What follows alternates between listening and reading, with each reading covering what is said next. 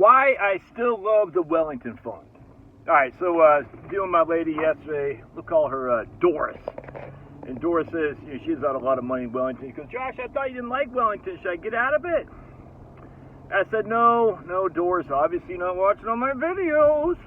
I just posted, literally, I just got an email. I've had 6,000 posts. 6,000. If you haven't liked all 6,000, you are wrong. You need to do better at fondling that like button. Do it right now before you forget. If you haven't subscribed, subscribe. Just be advised before you subscribe. I'm not afraid to share my politics, all right? And I am voting for Trump. Just be advised, all right? So just don't subscribe if you don't want to hear, I can't believe you talk politics. I've only been doing this for 7 years. I've always talked politics. Oh, my goodness. Like my 5th video I ever did, I talked about the insanity of the green people. The green, quote, green people. You know what I'm talking about. There's a Trump sign. Yeah, Trumpsta. Do I think Trump's going to change the world? No, but I certainly think he's going to arrest the insanity that's going on right now in the West. The West is just falling apart, dude. Have you seen the new Tucker interview we did with some guy? Talk about Winston Churchill and stuff. It's just fantastic, dude. And of course, all the typical conservatives like, Tucker's going off the deep end. And I'm like, oh, dude, it's crazy, man.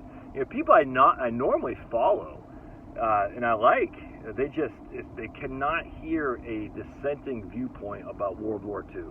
They can't, or else they think you're some kind of insane lunatic. It's the weirdest thing, man. But anyway, so going back to Wellington. So a while ago, I was doing a live stream, and I went on Wellington's website, and I could not believe what I had seen.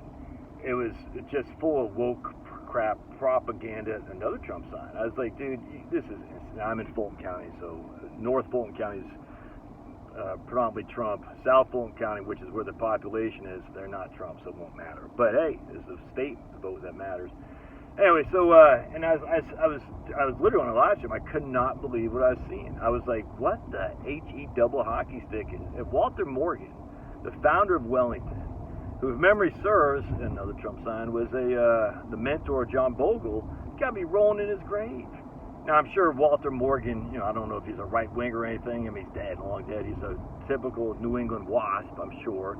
I'm not sure he'd be as explicitly political as I am, but I can't imagine conservative, white-shoed wasp from the Boston would be all about BLM, Marxist takeover of the society, get rid of nuclear family, all about 57 flavors. I can't imagine that would be top shelf for this guy.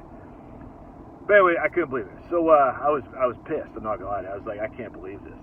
And so I started looking for an alternative. And Fidelity Balance Fund is a good alternative. But I'm just a Vanguard guy, dude. I'm a Vanguard homer. Is all there is to it. I like Vanguard. I like Jack Bogle, is one of my all-time heroes. And I had a hard time just leaving Vanguard and going to Fidelity or something. Now I'm with Schwab, but all my ETF, everything I own is a Vanguard ETF or mutual fund. That really ticked me off. And anyway, so about 6 months, maybe a year later, Denise from North Carolina did some research on Wellington. She goes, Josh, I think they're just paying lip service to this. They haven't done anything in terms of like whatever their documents in terms of trades, buying and selling. She read, I don't know, whatever the research reports they put out and all that. Whatever's available, Denise read. She goes, they haven't changed anything. I just think it's lip service. And a lot of companies do that lip service stuff. They want to keep the Al Sharptons away from them. You remember Jesse Jackson's Rainbow Push Coalition? That basically, if you just read some Thomas Wolfe, it's nothing more than ransacking silly companies that say, just here's $1 million to go away, Al Sharpton. I mean, it's literally, it's extortion is what it is, essentially. We're going to, if you don't give us $1 million, we're going to have all these, paid mobsters come out in front of your building in protest, and it'll make you very, very uncomfortable, and we'll get the media on our side, and you won't like that. And so they say, here's $1 million, just go away. And Denise didn't say this about Wellington, but I have a sneaky suspicion that's what Wellington did as well. All right, so going back to the history of Wellington, the reason I still love it, and what I was telling Doris is, because Doris is retired. I said, Doris, the thing is, we've got to avoid, at all costs, a calamity. That's what we have to avoid. And when you look at Wellington, it was only down, I think, 14% in 2022. Again, that was another Trump sign. That was the worst market for bonds we've ever had. Ever. Nothing comes close. And because Wellington has about a third of the portfolio in bonds, it was down. And don't forget, the S&P 500 hit a bear market in 2022 too. But Wellington was down 14%. That's just nothing, man. Wellington was down 22%. Yeah, 22% in 2008. I mean, that's big stuff, but that's nothing. Like 4% or something like that in 2018. In 1937, Wellington was down 37%, if memory serves, I think it was. That's bad. Now, I don't know what the construction of Wellington was back then. I have no clue. Could that happen again? Sure. But, I mean, basically, the worst year Wellington ever had in modernity, because, I mean, look, I guess you could say 1937 is modernity. I necessarily would not, but that's okay. I mean, that's a calamity, but that's not a calamity a la... I mean, that's a calamity in 1937 a la the S&P 500 in 2008. So if we got to go back 80-odd years to get a 37% decline, and we just go back to 2008 and get a 37% decline in the S&P 500, I just don't think it's ever going to happen again for Wellington. I'm willing to risk my retirement on that never happening. So if the worst-case scenario for Wellington in the modern era, if you will, is 22%, I mean, that was in 2008 when just things, I mean, you know, that's a once-in-a-generation decline, if not once in a lifetime. And that just seems okay to me. That seems okay. So I told Doris, I said, look, man, I think they're paying lip service to the woke crap.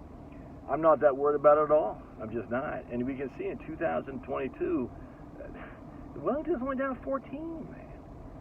And that's what you want. Now, I'll do another one with Wellesley. If I had to choose, well, maybe I'll do a different video. If I had to choose one of the two, I'd choose Wellesley. But, you know, again, it's the downside that we got to protect.